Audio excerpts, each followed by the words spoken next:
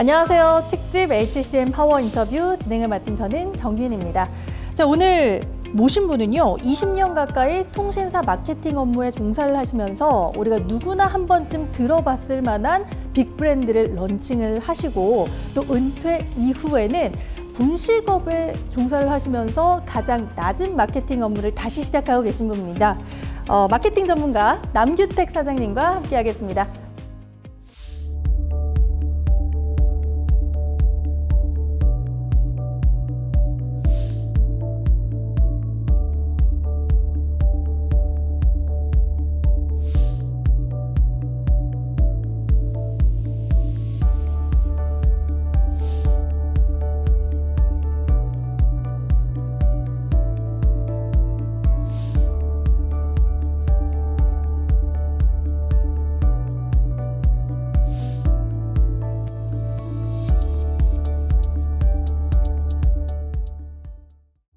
예, 안녕하세요.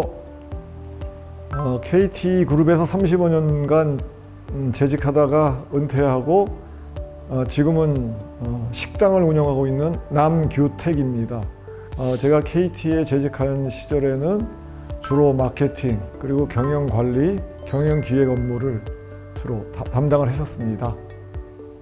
안녕하세요. 네, 반갑습니다. 안녕하세요. 사장님, 제가 집중을 좀 못할 수밖에 없었던 게 지금 이 공간 안쪽에는요, 너무 맛있는 냄새들로 지금 가득해요. 제 눈앞에도 그림의 떡이 되면 안 될 것 같은데 예, 한번 드셔보시죠. 먼저 먹어봐도 괜찮을까요? 예.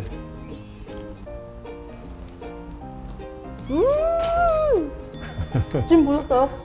다 떨어질 만큼 맛있는 튀김을 앞에 뒀지만 또 맛있는 토크도 준비가 되어 있기 때문에 본격적으로 맛깔나는 토크 진행을 해보도록 하겠습니다.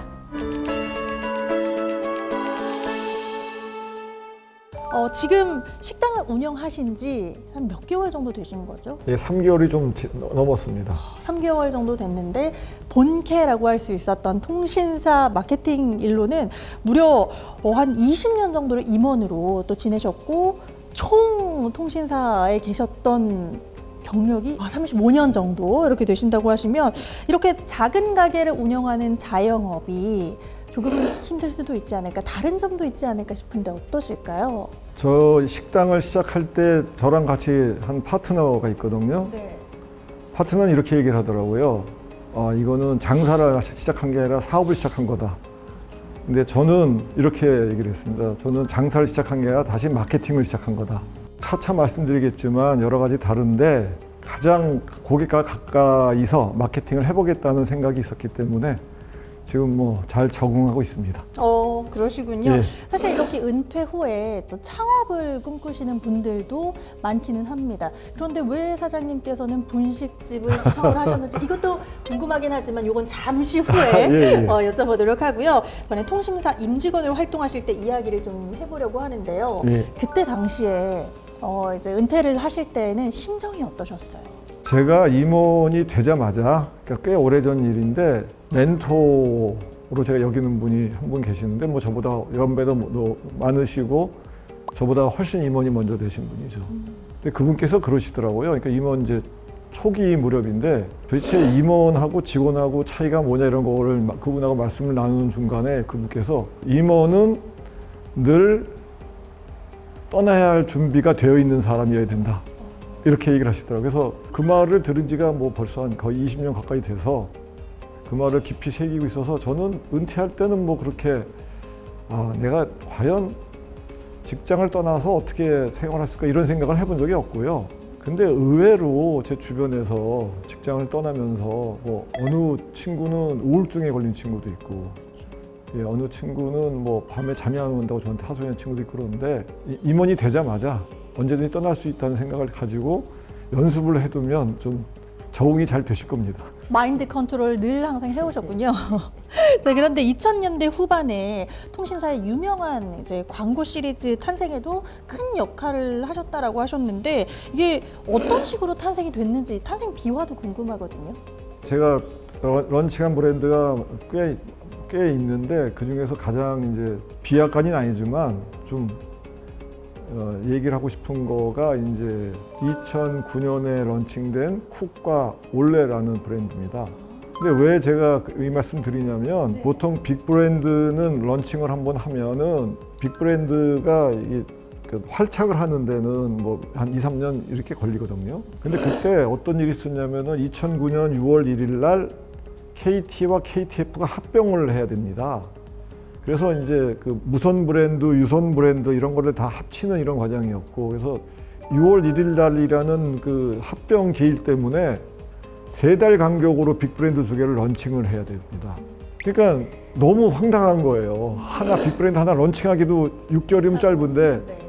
그 전에 그 쇼란 무선 브랜드를 런칭하는 데는 이름을 짓는 데만 6개월이 걸렸습니다. 이름 확정한 데만. 그러니까 너무 어려운 작업이죠. 그리고 처음에는 저는 하면 안 된다고 반대를 했어요. 왜요? 불가능한 일이다. 그리고 이거는 마케팅 역사상 이런 빅 브랜드 2개를 3개월 사이에 런칭한 사례가 없고 이러면 무조건 실패한다. 근데 뭐 그거는 뭐 커다란 그 일정 계획 하에서는 용납이 안 돼서 6개월 이내에 다 끝내야 되는 겁니다. 예, 그래서 그러니까 제가 책에도 썼는데 마케팅 역사상 가장 무모한 도전이었고 이런 거 하면 안 된다고 하는 정석적으로는 그렇게 얘기를 하는데 하여튼 6개월 사이에 2개, 그 간격은 3개월, 2개 간격은 이렇게 해서 했는데 KT의 많은 분들이 홍보 대사로 활동해 주시고 특히 그 당시에 회장님께서 아파트에 이렇게 쿡 현수막을 빨갛게 해서 전국에 한 3만 개가 걸렸는데 회장님이 그걸 딱 건 게 일간지에 딱 사진이 딱 나왔어요. 그리고 기사가 뜨고 그 다음부터 전국에 있는 KT 직원들이 다 그걸 걸면서 뭐 그런 도움 때문에 2개 브랜드가 다행히 성공적으로 런칭을 한 그게 가장 기억에 남는 일입니다. 와, 불가능할 것 같았던 일을 해내셨으니까 정말 기억에 많이 남으실 것 같아요. 예, 정말 그게 아주 지금도 뭐 그런데 또 저희가 사전에 이 외에도 좀 기억 남는 일화 같은 걸 좀 말씀해 주세요. 이렇게 말씀을 드렸더니 2002년 한일 월드컵 때 예. 이야기를 또 한번 얘기를 해주셨다고 하셨는데 이게 어떤 이야기인지 궁금해요. 2002년도에는 저는 그 마케팅 부서에 근무하지 않았고요. 그때 이제 KT와 KTF가 우리나라 국가대표 축구팀의 공식 후원사였습니다. 그런데 지금도 보시면 지금도 후원을 하고 있고요. 국가대표 선수들 그 연습할 때 그 보면은 KT 여기다 쓴 그걸 입고 연습복 입고 하고 있거든요. 얼마 전에 봤더니 손흥민 선수도 입고 하는 장면이 나오더라고요. 근데 그때 이제 월드컵 그 할 때 붉은 악마가 이제 공식 후원사니까 같이 뭐 거리원도 하고 이러자고 연락이 왔었는데, 근데 이제 저희는 이제 공식 후원사이기 때문에 굳이 뭐 더 다른 제휴를 해야겠느냐 아마 이런 판단 하에 저희가 이제 손을 안 잡았습니다. 근데 이제 붉은 악마가 이제 저희 경쟁사하고 손을 잡고 거리 응원을 하고, 근데 그때 이제 뭐 저희가 4강까지 가면서 열기가 진짜 뜨거웠잖아요. 그리고 이제 그때 이제 붉은 악마가 정말 존재감이 대단했었어요. 그렇죠. 조금 쓰라리셨어요. 씁쓸했던 경험이 있고요. 네. 2006년도에는 다시 저희하고 붉은 악마가 손을 잡고, 그래서 이제 2002년도에 당했던 그 MBC 마케팅이라고 그러죠. 공식 후원사가 아닌 회사가 마치 후원사인 것처럼 하는 마케팅. 거기에 저희가 쓰라릴 힘을 당했는데 2006년도에는 다시 이제 저희하고 붉은 악마 손을 잡고 뭐 여러 가지 프로그램들, 여러 가지 광고 이런 걸 통해서 다시 이제 2006년도에는 저희가 가장 기억이 남는 월드컵 마케팅을 한 회사로 이렇게 평가를 받았습니다. 정말 기억 남는 것들이 아마 손에 더 많이 꼽히지 않을까 이런 이야기가 좀 생각하는데 왜 마케팅 고수로 불리게 되셨는지 이런 것들도 좀 알 것 같아요.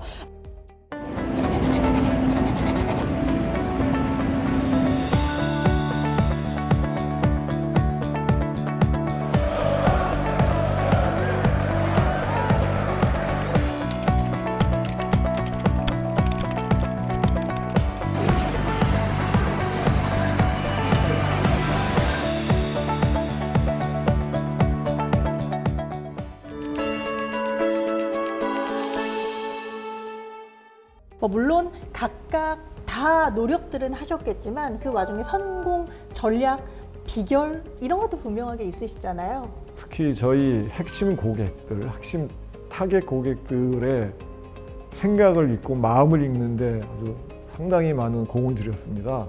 그리고 일단 거기서 뭘 알아내면은 그거를 아주 집요하게 계속적으로 일관성 있게 그쪽을 계속 이제 소위 말해서 좀 건드렸죠. 뭐 예를 들면 무선 통신 시장의 가장 핵심 타겟은 20, 30대 젊은 층입니다. 2000년대, 2010년대 이때까지만 하더라도 그 20, 30대 코드 중에 하나가 뭐였냐면은 영화입니다. 영화를 소재로 하는 많은 마케팅 프로그램들을 저희가 선보였습니다. 예를 들면 하여튼 우리나라에서 제일 큰 영화관을 운영하는 회사하고 고객께서 한 달에 2,000원을 더 내시면 그 요금으로 한 달에 한 편 영화를 공짜로 보시고, 뭐 지금은 영화값이 많이 올랐지만 그때는 뭐 지금보다는 많이 싸는 시절이었으니까, 그리고 동반 한 분은 50% 할인해주고 이런 프로그램도 진행을 했고요.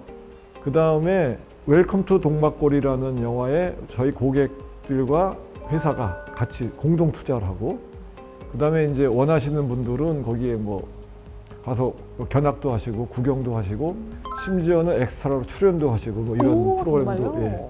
그리고 웰컴 투 동막골이 상당히 흥행에 성공을 했었고요. 그 다음에 또 유명한 것이 파란만장이라는 박찬욱 감독께서 아이폰만으로 찍은 영화가 있습니다. 그 당시에 KT가 아이폰을 가장 먼저 도입을 해가지고 독점을 누리다가 경쟁사가 이제 아이폰을 도입한다는 소식을 접해서 어떻게 하면은 아이폰 하면은 KT가 떠오르게 할까, 이런 마케팅의 일환으로 그래서 이제 거장인 박찬욱 감독께서 아이폰만으로 저희가 이제 제작비를 대고요. 그래서 파란만장이라는 영화를 만들었고요.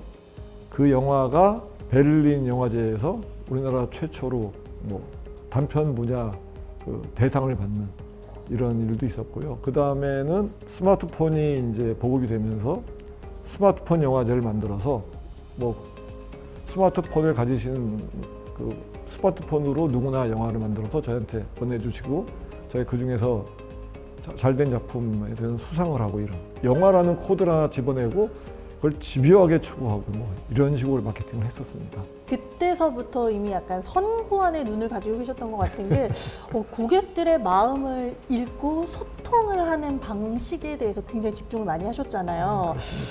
마케팅 고수로 자리 잡기까지는 여전히 시행착오도 분명히 쓰라린 경험도 있으셨고 이 경험을 토대로 또 책까지 내셨더라고요. 예. 근데 주변 사람들에게 이렇게 말씀하시는 것보다 책을 내는 것들은 어떤 의미가 있잖아요. 어떤 계기가 있으셨어요? 제가 은퇴를 했을 때가 네.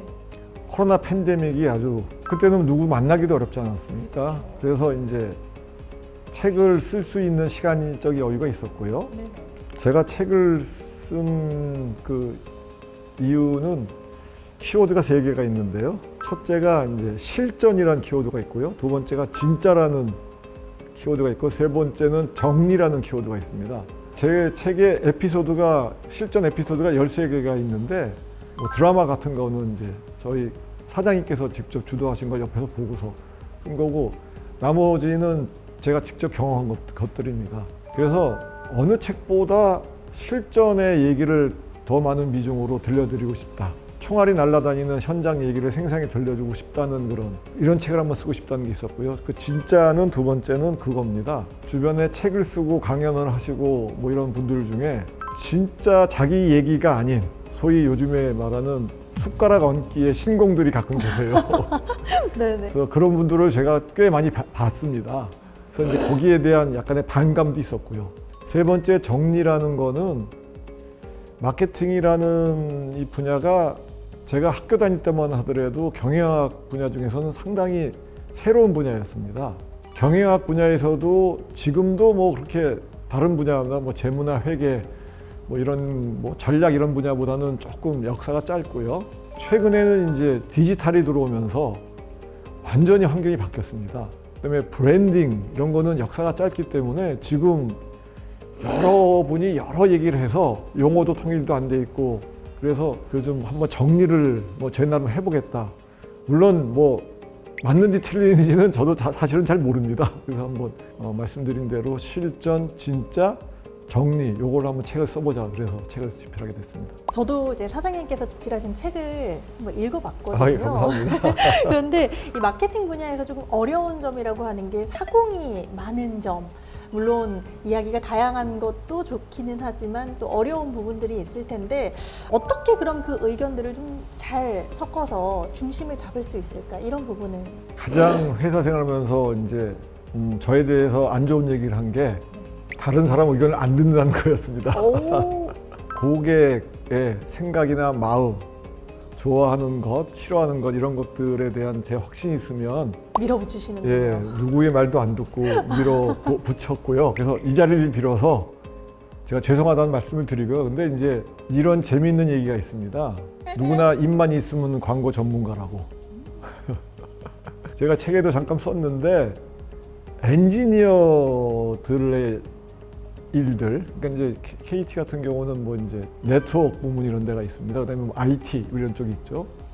그쪽은 워낙 전문 분야니까 사실은 뭐 저도 임원회의 들어가도 뭐 그 내용 중에 한 50% 정도밖에 이해를 못해요. 그쪽은 뭘 한다 그러면은 별로 그렇게 이렇게 저렇게 의견이 별로 없는데 마케팅 특히 광고 쪽은 워낙 다양한 의견들이 있으니까 뭐 광고 한 편 올라가면 이런데 저런데 뭐 이런 얘기가 많습니다. 광고를 만들기 전까지는 고민을 많이 하지만 그 다음에 이제 광고가 만들어진 이후에는 물론 이제 의견 중에 참 제가 이것까지는 생각을 못했다 이런 거 있으면 이제 수정을 하지만 대부분은 그냥 제가 무슨 소리를 들어도 그래서 심지어 제가 모시던 CEO들께서도 저에 대해서 부정적인 평가를 하실 때 고집이 세다 뭐 이렇게 그런 평가를 많이 받았습니다. 이 자리를 빌어서 제가 죄송하다는 말씀드리겠습니다. 이제서야 겸허하게 이제 받아들이고 계시는 모습인데 이렇게 마케터에 필요한 자질에 대해서 이야기를 한 게 굉장히 좀 인상적이긴 했어요. 마케팅뿐만 아니라 이게 멀리 보면 인생과도 좀 닮아 있는 점들이 좀 있지 않을까 싶은데 어떤 것들이 좀 닮아 있을까요? 결국은 이제 그 뭐 선구안을 키우기 위해서 뭐 관찰하는 것도 뭐 세상이 어떻게 바뀌는지 관찰하는 것도 선구안을 키우기 위해서 한 건데 그러니까 어떤 거가 고객이 원하는 것인가 아니면 어떤 주식이 오를 주식인가 이게 다 선구안이거든요. 어떤 건. 근데 이게 점점 더 중요해지는 게 뭐냐면 요즘에 AI 생성형 AI라고 창작을 한 AI가 나오지 않습니까? 요즘에는 이런 솔루션도 있습니다. 오늘같이 12월에 겨울비가 내리는 날 어울리는 뭐 노래를 작곡해줘. 그럼 작곡해 줍니다. 예. 물론 수준은 아직은 낮죠. 근데 이런 솔루션들이 있는데 이거 뭘 의미하냐면은 창의력보다는 선관이 더 중요해지는 시대가 왔다는 이런 걸 의미한다고 생각합니다. 음악, 화성학 전혀 몰라도 이분은 아마 매출을 올릴 수가 있을 겁니다. 뭐 미술도 마찬가지고요.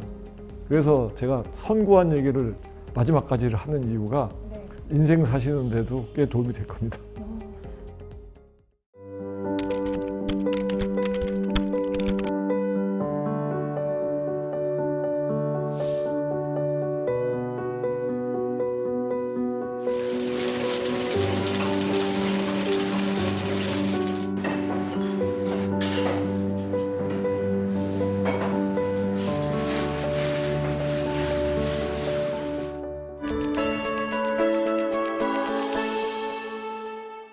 은퇴 이후에는 또 자영업에 뛰어드시면서 또 네. 이렇게 하고 계신데 하필 많고 많은 분야 중에 왜 하필 식당일까? 네. 이게 굉장히 궁금해요. 제 친구의 영향인 것 같은데 제 친구 중에 뭐 지금도 아주 절친이죠. 대학생 때 하여튼 뭐 학교 졸업하고 막 직장 다니고 이럴 때부터 어디 가면 뭐 맛있다 이런 얘기를 한 친구가 있었어요. 흔히 말하는 먹는 음식에 잘 알고 있는. 네, 근데 그 친구가 지금도 얘기를 하는데 이렇게 얘기를 합니다. 나는 입만 재벌이야 이렇게 얘기를 합니다. 그러니까 이제 음식값에는 이제 주저함이 없다는 얘기죠. 근데 그걸 젊었을 때부터 그래. 그러니까 20대 뭐 후반, 뭐 중후반 때부터 그때는 별로 그렇게 요즘 같이 이렇게 뭐 미식 탐험 이런 게 별로 그렇게 하신 분이 안 계셨는데 그때 유력 일간지에다가 본인의 그 미식 탐험을 이렇게 일주일에 한 번인가 연재하시는 분이 계셨어요. 백파 홍성유 선생님이라고 소설가신데 장군의 아들 이렇게 소설 쓰신 분입니다. 그러니까 이분이 이제 거기다가 이제 나는 이 집 갔더니 이런 게 좋다 이래서 쓰셨는데 그 뒤로는 이제 다른 신문들도 차츰 이렇게 늘어나더라고요. 저는 그걸 이렇게 기사를 오려서 스크랩을 해두고 그걸 갖다가 이제 지방별로 해두고 그래서 제가 출장 갈 일 있으면 그걸 찾아서 그때는 뭐 인터넷에서 뭐 저기 검색이 안 되던 시절이니까요.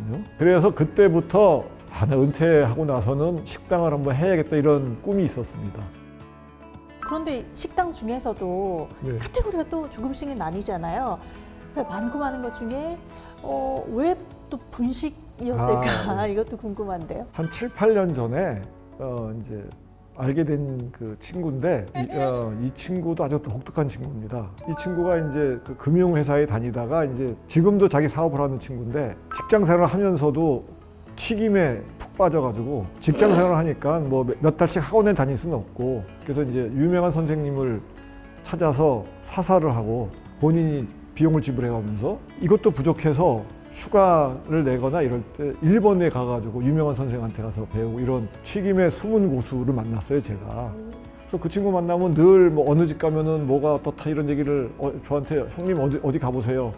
신상인데 괜찮아 이런 얘기를 하다가 이제 제가 은퇴를 하면서 의기투합이 돼서 튀김 전문으로 하는 분식집을 지금 하고 있습니다. 마케팅 임원 그리고 자영업 이게 조금 다르기는 하지만 소비자의 마음을 타겟팅하고 그 니즈를 분석하는 것은 좀 동일하다라고 이야기를 주신 게 맥락상 비슷한 것 같은데 실제 현장에서 경험을 해보시니까 맞아떨어지는 것 같으신가요?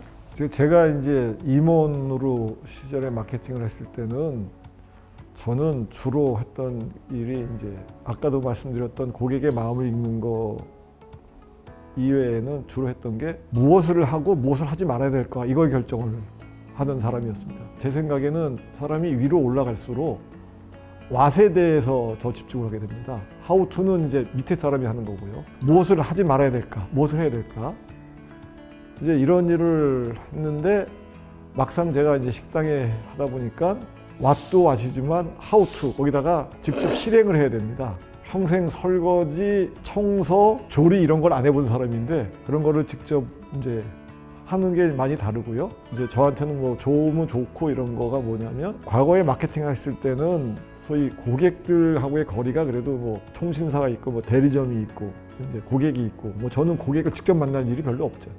물론 이제 프로모션을 하고 이런 고객들이 참여해서 그때는 제가 고객들을 이제 보는데 제가 뭐 직접 해서 뭘 하는 건 아니니까 먼 밭에도 봤죠. 근데 이제 식당을 하면서는 고객들하고 매일 대화를 하고 뭐 그분들이 원하는 걸 제가 맞춰드리고 이런 걸 하기 때문에 고객과의 거리가 굉장히 짧아진 거죠. 그런 뭐 차이점과 공통점이 있습니다.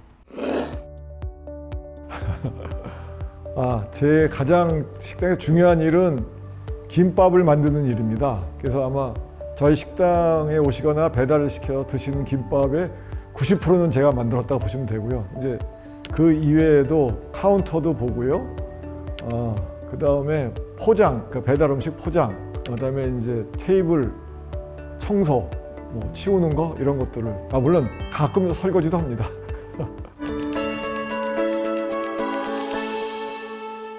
그럼 이렇게 은퇴 후에 책도 내시고 또 식당도 운영을 하시고 계시잖아요. 어찌 보면 제2의 인생을 또 새롭게 시작을 하시는 건데 마음가짐도 그럼 조금 바뀌게 되신 것도 있으실까요? 제가 그 직장을 다닐 때는 물론 이제 제가 직원들한테는 제 밑에 같이 일하는 분들한테는 늘 고객을 연구하라 이런 얘기를 하지만 저는 이제 회사를 위해서 이제 고객 말고도 이제 회사라는 중요한 또 제 마음에 한 부분이 있었는데 제가 이제 이 식당을 운영하다 보니까 이제 오로지 고객만 생각할 수 있고 아침에 일어나면은 오늘은 어떻게 고객들한테 빨리 맛있는 음식을 제공할까? 어떻게 보면은 뭐 기분 좋은 일일 수도 있지만 그게 스트레스입니다. 저보다 식당을 먼저 하신 제 지인께서 그러시더라고요. 식당에 손님이 없으면은 없어서 스트레스 받고 손님이 많으면 저분들 어떻게 빨리 어떻게 맛있고 빠른 시간에 음식을 전달해 드릴 수 있을까? 이게 스트레스라고 그러는데 하여튼 행복한 스트레스.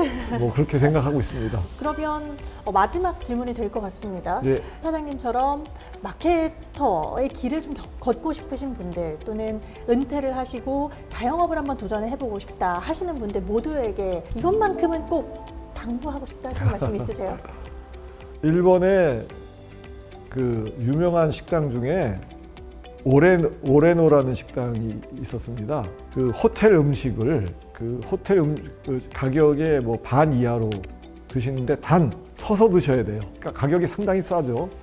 아마 한국에도 이태원에도 한번 진출한 적이 있다고 제가 알고 있는데 서서 드시면서 회전율을 빨리 하는 거죠. 케이스가 굉장히 유명해가지고 뭐 아마 아시는 분들은 아실 거예요. 오레노. 근데 그분이 69세에 그 식당업을 하셨는데 그 전에는 유명한 중고책 체인을 하셨어요. 근데 69세에 그걸 창업을 하셨고요. 제가 알기로는 또 우리나라에 다이소 아마 회장님도 44세인가 45세에 다른 일 하셔 창업을 하셨 것 같거든요. 그래서 은퇴하시는 분들 저는 가급적이면 하시던 일 말고 전혀 다른 분야에 도전을 하시고 한번 실패하셔도 다시 일어날 시간이 은퇴하셔서 또 있습니다.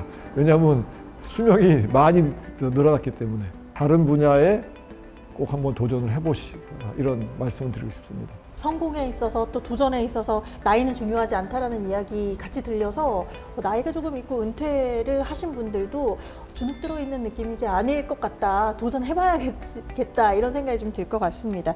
근데 앞으로 우리 남규택 사장님의 행보 응원을 제가 좀 감사합니다. 하도록 하겠습니다. 네, 마케팅 고수 남규택 사장님과의 이야기는 여기에서 마무리하도록 하겠습니다.